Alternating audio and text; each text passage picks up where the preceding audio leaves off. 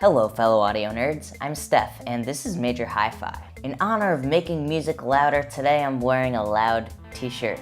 And I'm pretty new to the company RHA. I've been hearing great things about them online and from the hi-fi community, and for that reason I was really excited to get my hands on the RHA DACAMP L1. It's a high-res headphone amp and DAC, and it has dedicated processing circuits for each channel, and it also has a bunch of other really cool features, so I'm excited to get into it with you today. So sit back, relax, and enjoy this review of the RHA DACAMP L1. Hey everybody, welcome to my place. So yeah, let's take a look here at the RHA DACAMP L1. Alright, wow. This looks really cool. Very unique style of like knobs and things here. You can see there's like actually space in between them, but it is covered, and then you can see volume knob here, power switch. Right, so we've got some secret cables here, rubber straps or silicone straps, micro USB cable to USB-A, micro USB to micro USB. Got a warranty card here, and then a user manual. Picking up the DACAMP L1 here, it's got some serious weight to it, which makes me just have more confidence in its strength and durability. It's a little bit larger than I personally would want in a portable DAC, just because the thickness, it's a little bit thicker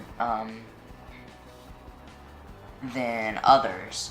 But at the same time, if it's durable and it sounds great, then I'd be willing to forgive that. Now the body is made of aluminum. I was reading up a little bit on this thing, and that sort of helps to protect it from, noise getting in. This kind of goes in, they say, to sort of help to prevent like accidentally turning the volume up or down, which is kind of neat, I think. It's the little things, you know? So as for inputs, I'm seeing here there's a USB-A, a micro USB, and a line-in/optical in. All of those are switchable with this little, I don't know if you can see it, like this little gray switch right there. So if it's all the way to the left or all the way to the right, it'll sort of say this, this, or this. And then as for outputs, I'm seeing here there's a line output, like 3.5mm. And then over here you'll see there's a headphone 3.5mm and a 4-pin XLR output. That's really cool, balanced. So just reading up on the website, a couple other features worth noting. It's got 10 hours of battery life, which is super solid. You can also actually use this USB here as a charger for your phone when you're not using the device. And then it uses the ESS Sabra chips. I'm not sure how to pronounce that. And it also supports a pretty high sample rate here. 384 kilohertz and 32 bits PCM. And then it's quad DSD, so 11.2 megahertz and DSD 256 it supports. A couple other little features here. So these knobs on the sides, I don't know if you could really see them when I put it up close here. Can you? Maybe. So basically there's a gain switch, so it's either low, mid, or high. So if you have something that doesn't need very much power, you can just use the low, and so on and so forth.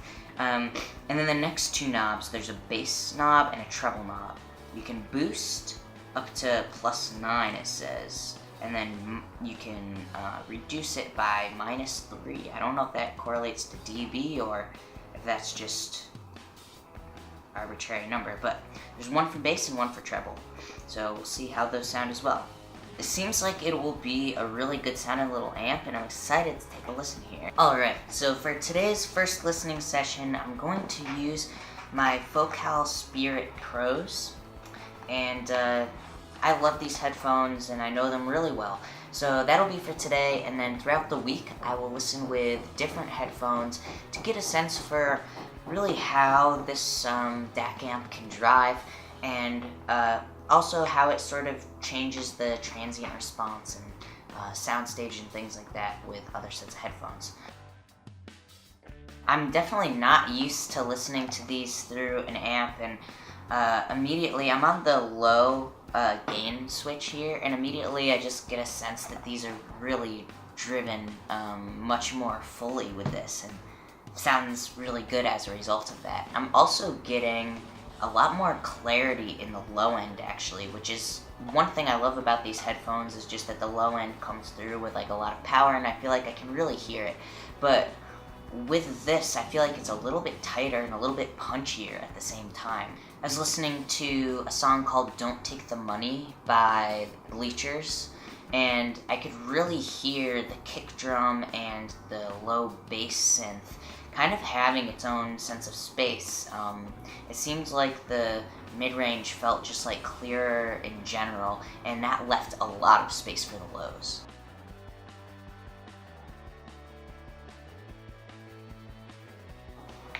Yeah, the mid-range is really interesting because it almost feels like there's a little bit more energy in the high mids, and that leaves like all this space in the low mids for just like more clarity and like more little details to sort of pop out. I'm listening to Ani DeFranco's song Even More right now, and the guitars and the horns and the piano all kind of have their own space and feel very clear, but I'm also getting just more like tiny sounds from the guitar, like little ghost notes and more string noise. And also I'm getting a little bit more of a room sound, so I find it is even helping with the soundstage and where things are sort of like sitting. That's pretty cool. Yeah, very cool. And the highs, I'm finding the highs are very like crystal clear here. I'm listening to Camp Lo's song Hollywood at the Disco, and I'm finding that like the highs are really clear, and the vocal in that song is mixed really brightly. So because of the clarity in the highs, it almost sounds to me like the vocal is sitting a little bit higher in the mix. It's not really disrupting the balance at all. It just feels like it has somehow more energy. Also during listening to this, I was sort of messing around with the bass and the treble knobs here, and they sound pretty natural. They're definitely not subtle though. And because of that sort of high clarity, I think it is also contributing to the soundstage. Right now I'm listening to a song by Brahms, Symphony No. 1 in C minor. And the quickness that this is providing right now really makes like the whole symphony from back to front. You can really hear the differences. So when the symphony crescendos, like you can really sort of hear it come closer to your face almost. But I'm also finding that you can hear a little bit more detail in the individual instruments, because the lower ones feel a little bit lower in the height soundstage, and likewise the higher ones, the ones with more high frequency information, sound a little bit higher up here, and because of that I can actually hear more of what's there. More complexity is able to come through, and that's really cool. And also I love how like I can still get a sense of weight from pizzicato little strings.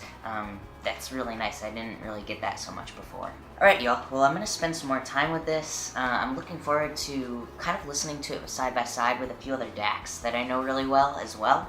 And then also trying a few other different pairs of headphones along with it too. So yeah, I'll let you know what I think. Alright, see you in the future. So this week, I got a chance to listen to this guy right next to the Chord Mojo. Now, I know that DAC really well, and so listening side by side, I was actually really impressed with this little guy. Now, the biggest difference between the two was that the Chord sort of has this really smooth and like pretty sounding harmonic stuff, especially audible in like the highs. There was still really great separation, and I was really impressed with how this one stood up in terms of the amount of power and also just the amount of clarity that I was getting from the Mojo.